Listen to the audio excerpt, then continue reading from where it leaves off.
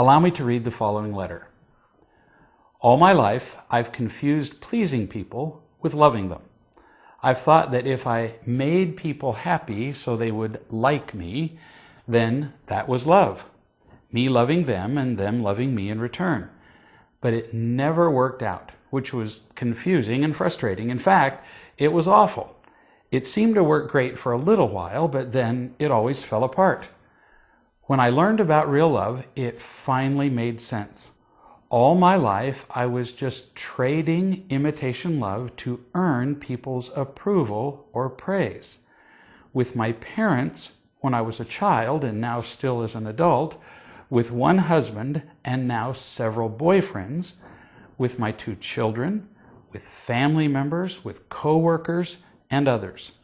Then, on one of your weekly webcasts, you said we have to learn to not care what other people think of us before we can stop exchanging imitation love. That made me crazy. What does it feel and look like to not care what someone thinks? I don't know how to not care what others think, because how they think of me is how I feel loved and connected. And how can I not care and be loving at the same time? I'm confused. End quote. First, let me try to clear up what I hope I was saying on the webcast you heard. We should never get to the point where we don't care at all what other people think of us or how other people feel. Let me illustrate.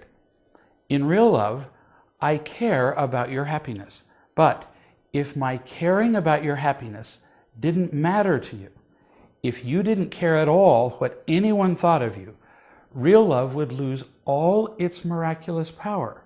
So, there is a healthy way to care what other people think of us, provided that we are aware of 2 potential dangers. First, we must not become attached to what people call love when it's not. In other words, when it's conditional love or imitation love. And second, we must not become demanding about receiving the love we need from any one person or group of people. As we discuss these dangers, we'll also learn about a healthy way to not care what other people think of us.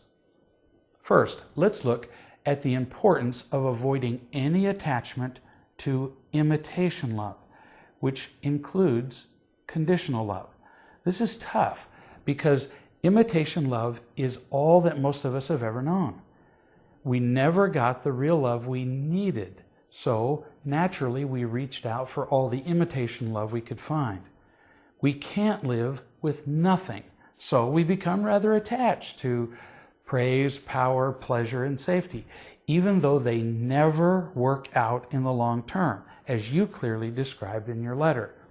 When you can remember that, when you can remember that even though imitation love feels pretty great in the beginning, it never, ever, without exception, produces genuine happiness, it gets pretty easy to pass up the opportunities to suck up the imitation love. This principle is so important that I suggest you get out an index card and write on it the following. I please people because it buys me conditional approval, acceptance, and praise. That feels good, but only temporarily. Capitalize that. This behavior has never made me happy. In fact, I live on the field of death. Do I really want to stay there? That's what you write on the card. That's the end of that. Then, at any time you run across a situation where you're tempted to earn someone's approval, you pull out this card and you read it.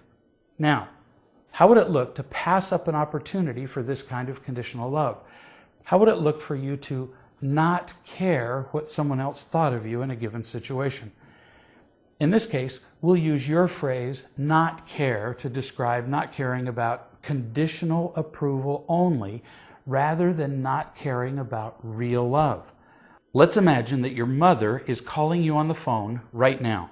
There's something she wants you to do for her. You can already picture what it is because you know her, but I don't.